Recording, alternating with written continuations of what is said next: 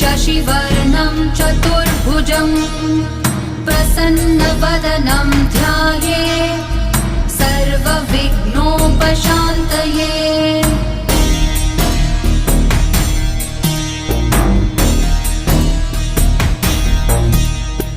शान्ताकारं भुजगशयनं पद्मनाभं सुरेशं विश्वाधारं गगनसदृशं मेघवर्णं शुभाङ्गं लक्ष्मीकान्तं कमलनयनं